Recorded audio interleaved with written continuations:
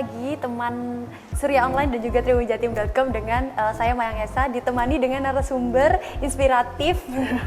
Nah, ini Mbak Mimin Susanto. Jadi Mbak Mimin Susanto ini merupakan salah satu perencana keuangan asal Surabaya ya Mbak? Iya, betul. Oke, berarti dari kecil sudah ada di Surabaya? Oh enggak. Oh, dari kecil ada di Surabaya. Mulai di Surabaya mulai tahun berapa Mbak? Tahun 2000. Oh, tahun 2000. Iya. Sampai sekarang ya Mbak? Iya. Mulai mencemplungkan untuk ke perencanaan keuangan tahun berapa Mbak? Tepatnya secara profesional itu tahun 2015-an. Oke. Iya, dari 2015, tapi sebelumnya itu kan saya belajar gitu ya. Aku dari ibu rumah tangga biasa, kemudian karena ada kejadian di keluargaku sehingga akhirnya aku harus belajar tentang keuangan gitu kan. Nah, ternyata itu banyak teman juga yang ngalamin. Akhirnya banyak yang konsultasi, kok ternyata menarik juga ya. Akhirnya saya serius ngambil sertifikasi, kemudian mulai 2015 itu buka layanan lah untuk konsultasi. Iya. Nah, berarti kan Mbak Mimin ini cukup nggak asing dengan topik kali ini karena kita akan membahas tentang dana pensiun. Oh nah, iya. Sebenarnya Mbak, dana pensiun ini nih Mbak. Jadi saya ini kan masih muda ya kan. Sebenarnya perlu nggak sih Mbak dalam pikiran saya tuh ditanamkan, udah kan saya masih muda ngapain mikirin dana pensiun. Nah, kayak gitu gimana Mbak? Mulai dari kita punya penghasilan, kita itu sudah harus menyisihkan dana untuk pensiun. Kenapa seperti itu? Semakin panjang waktu yang kita gunakan untuk mencicil dana pensiun, semakin kecil dananya. Karena sebenarnya kan ada rumusnya ya. Rumusnya kira-kira berapa besar dana pensiun yang harus kamu miliki nanti saat kamu pensiun. Jadi kan ditentukan dulu, kamu mau pensiun usia berapa? Kalau misalnya secara normal kan usia pensiun kan 55. Terus kemudian kalau mau lebih, ini kan usia 60 itu kan pensiun. Karena sekarang usia 55 itu masih kelihatan muda gitu kan. Jadi masih produktif. Jadi mungkin sampai usia 60 gitu. Nah, kemudian dari sana kita ngitung kira-kira harapan hidupku setelah pensiun itu berapa tahun ya? Artinya kan kalau kita pensiun kan pinginnya kan kita menikmati hidup. Kita nggak usah lagi bersusah payah bekerja untuk mendapatkan income kan. Karena kita bisa hidup dari dana pensiun kita itu tadi. Nah, kita harus ngitung kira-kira kita itu hidupnya sampai berapa tahun ke depan sejak kita pensiun itu. Misalnya kita pilih usia pensiun 60, kira-kira sampai berapa tahun aku dibiayai dari dana pensiunku itu. Karena kan sekarang ini usia angka harapan hidup manusia itu semakin panjang karena kita semakin tahu cara hidup sehat. Kemudian memang kita hidupnya juga lebih berkualitas sekarang kayak gitu. Jadi sekarang usia 90 itu masih sehat juga banyak. Bapak saya usia sudah 90 lebih. Alhamdulillah masih sehat sekali kayak gitu. Jadi artinya kan sejak kita pensiun, contoh tadi 60 tahun kita pensiun. Kalau kita misalnya ngitung angka harapan hidup kita ke 90, misalnya kayak bapak saya, itu kan berarti 30 tahun. Iya kan? Tapi kalau di rata-rata sebenarnya angka harapan hidup manusia itu sampai usia 80. Artinya paling tidak kita harus punya biaya pensiun untuk 20 tahun dari setelah kita pensiun. Itu yang harus kita biayai. Nggak mungkin dong kita mau membebankan usia tua kita ke anak-anak kita. Dia kan sudah punya keluarga sendiri. Dia punya kehidupan sendiri. Nanti dia akan jadi generasi sandwich kalau seperti itu. Jadi dia terhimpit di antara dia harus membiayai orang tuanya dan membiayai kehidupan dia sendiri, keluarga dia sendiri. Jadi kan beban dia tambah berat kan gitu kan. Jadi sebisanya kamu masih muda harus memikirkan dana pensiun dari awal karena cicilannya jadi lebih kecil. Contoh ya, kita ngitung gampang-gampangan aja. Misalnya nih, sekarang biaya hidup kita 5 juta per bulan misalnya. Nah, kalau kita butuh hidup selama 20 tahun setelah pensiun, berarti kan kita butuh mengumpulkan dana pensiun sebesar 5 juta kali 12 kali 20. Ya kan? Berarti kan 61,2 miliar.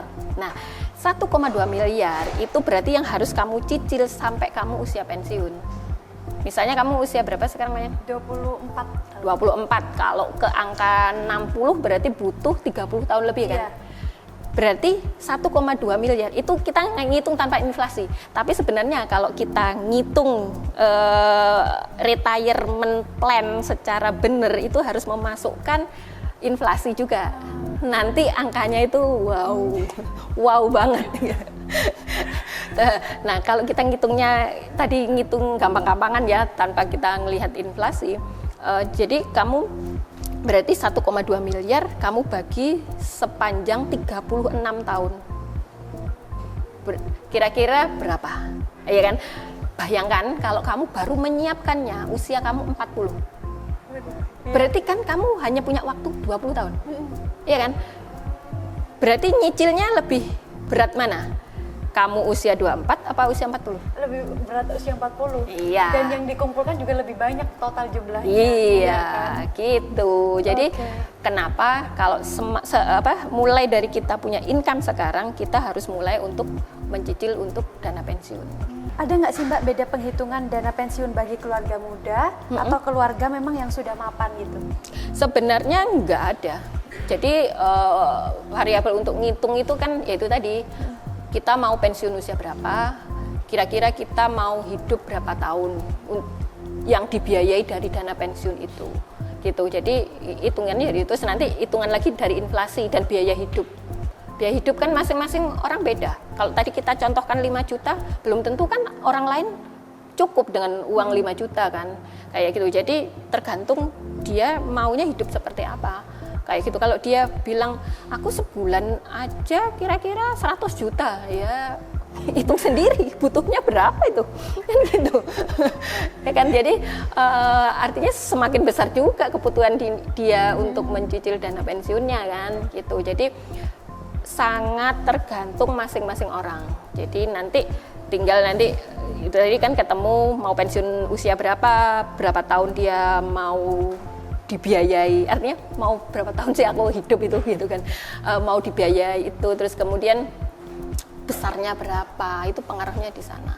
Berarti faktor usia cukup mempengaruhi ya Mbak? Iya, karena kan ketika jangka waktu untuk menyisihkan dana pensiun itu kan semakin panjang semakin kecil ininya juga biaya yang harus kita sisihkan.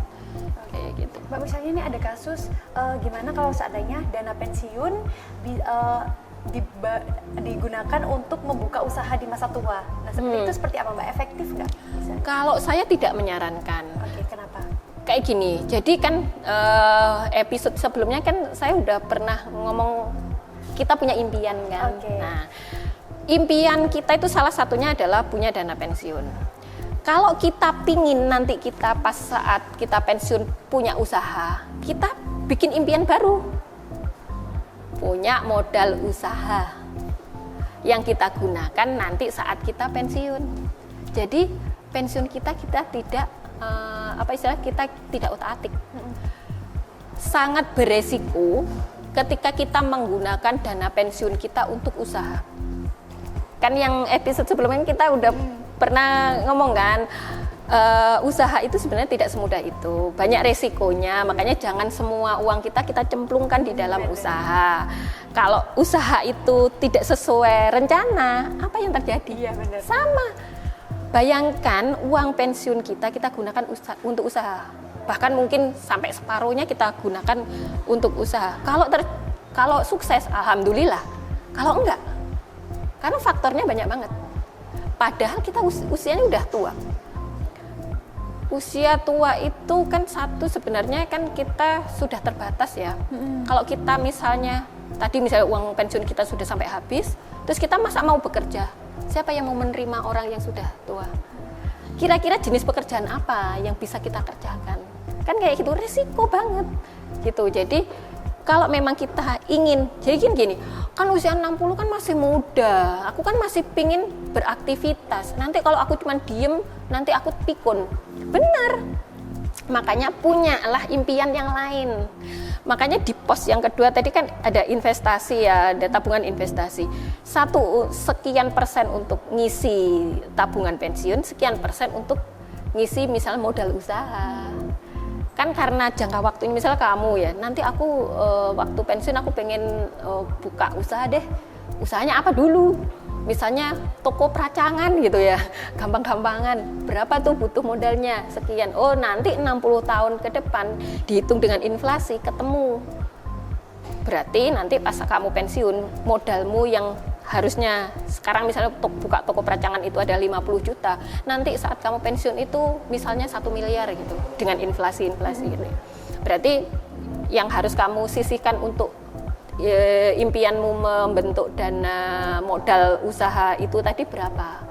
Jadi ditaruh di dana pensiun berapa, ditaruh di modal usaha berapa. Jadi jangan nanti istilahnya make yang dana pensiun itu. Syukur-syukur kan usahanya lancar kan, alhamdulillah, enak. Bonus lah ya. Nah, kalau enggak tetap kita bisa hidup dari dana pensiun. Iya toh. Jadi kita kan itu tadi usahanya buat main-main aja, biar kita katanya biar tidak pikun itu tadi kan, itu bukan istilahnya motivasi utamanya untuk menghasilkan duit gitu. Oke, nah Mbak, apa sih Mbak yang harus dipersiapkan misalnya yang mau pensiun selain dana pensiun?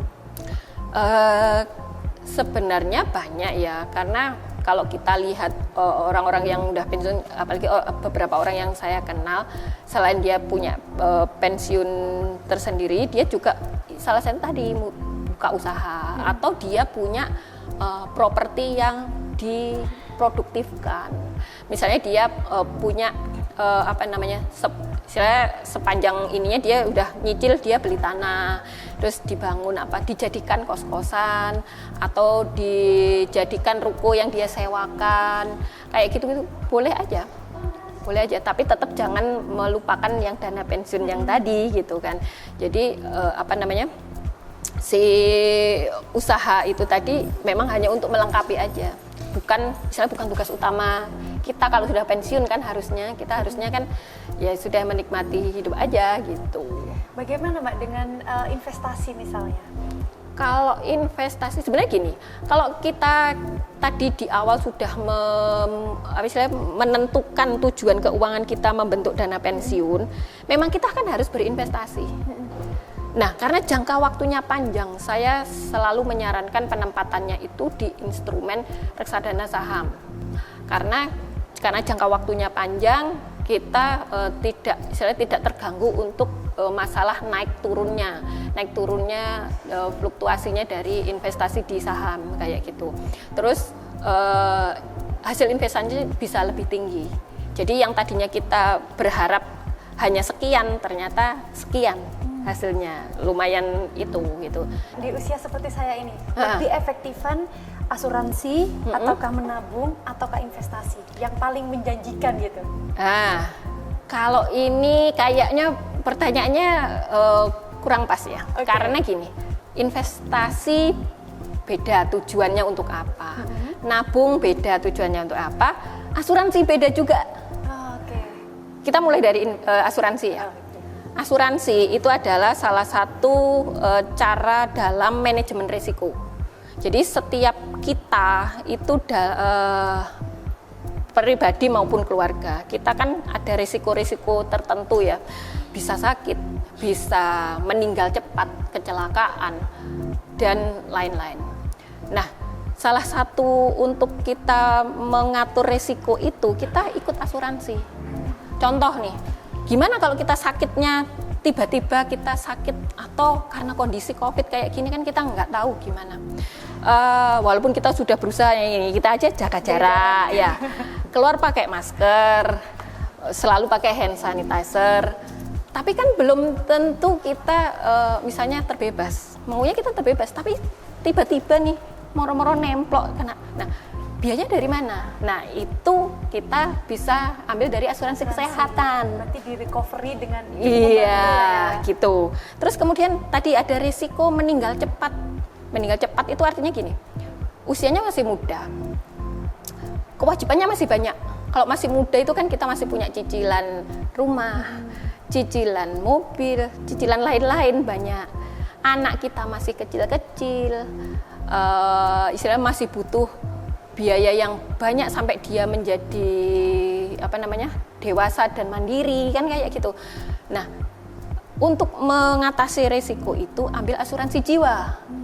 Jadi kita nggak bisa membandingkan atau lebih bagus mana investasi apa asuransi karena tujuannya beda-beda.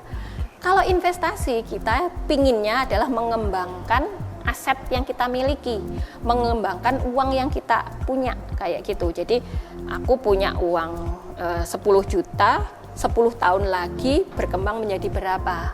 Nah, itu investasi. Nah, tapi kalau asuransi ya itu tadi untuk mengatasi resiko-resiko. Karena kalau kita atasi sendiri kan kadang kita nggak tahu resikonya besar atau kecil kan kayak gitu. Nah, kalau kita mengalihkan resiko kita kepada perusahaan asuransi, kita kan tinggal membayar kewajiban kita berupa premi kan kayak gitu. Kalau tabungan itu untuk jangka pendek. Karena tabungan itu sebenarnya bisa seperti kayak dana darurat itu gitu kan. Jadi tabungan kita taruh di rekening bank atau bentuk logam mulia kayak gitu, terus itu kita gunakan untuk kebutuhan jangka pendek. Kalau yang investasi itu untuk jangka panjang itu. Jadi beda ya. Kita nggak bisa membandingkan. Terus kalau aku masih muda, aku mending seperti apa? Hitung dulu, kamu butuhnya apa? Terus kamu punya impian seperti apa? Nanti baru taruh di mana. Kalau kebutuhanmu adalah jangkanya pendek, misalnya aku pengen traveling tahun depan, kayak di episode awal kan kamu pengen ke Raja Ampat misalnya ya, dalam jangka waktu 1 atau 2 tahun, ya taruhnya di rekening biasa. Kalau kamu reksadana saham terlalu berisiko, misalnya kan kayak gitu. Terus kalau aku pengen bentuk dana pensiun sekarang, ya udah dana pensiunmu butuhnya 34 tahun lagi, kamu nyicilnya cukup sekian, taruhnya di reksadana saham misalnya kayak gitu. Jadi pemilihan penempatan uang kita itu harus dimulai dari sebenarnya kita ini kebutuhannya apa, mimpi kita apa, terus jangka waktunya berapa lama. Nah, itu baru ditentukan. Oh, ini kamu sekian kamu taruh di sini, sekian kamu taruh di sini. Ini sekian buat beli logam mulia, sekian taruh tabungan biasa, sekian kamu beli reksadana saham untuk pensiun, sekian untuk apa, kayak gitu. Berarti kita emang penting banget, intinya kita harus menabung, entah itu nanti uangnya akan dipakai untuk investasi kah atau untuk asuransi, itu sesuai dengan kebutuhan apa yang kita pengenin gitu ya Mbak, di usia tertentu. Iya, tapi sebelum kita memutuskan untuk nabung, ngitungnya dari kebutuhan dan impian kita. Kita pinginnya apa sih, kita mimpinya apa sih, mau direalisasikan berapa tahun sih. Nah, dari situ nanti akan ketemu sekian ditaruh di logam mulia misalnya, sekian di tabungan, sekian di reksadana saham, sekian di reksadana pasar uang dan lain-lain. Jadi berangkatnya dari impianmu dulu gitu. Iya, gitu. Oke, ini menarik sekali untuk dibahas. Tapi sebelumnya untuk perhitungan uang di masa pandemi, kemudian ada beberapa topik lainnya, ini memang cukup kita bahas buat hari ini, dan kita memang akan jangan kapok-kapok ya Mbak buat untuk main lagi ke Harian Surya, dan kita pasti bakal menyajikan beberapa informasi yang menarik lagi sesuai permintaan dari pemirsa di rumah Surya Online dan juga Tribun Jatim. Ya, terima kasih Mbak untuk waktunya. Sama-sama, terima kasih atas kesempatannya. Iya, sehat-sehat di masa pandemi seperti ini. Amin. Saya dan Mbak Mimin mengucapkan sampai jumpa dan selamat beraktivitas.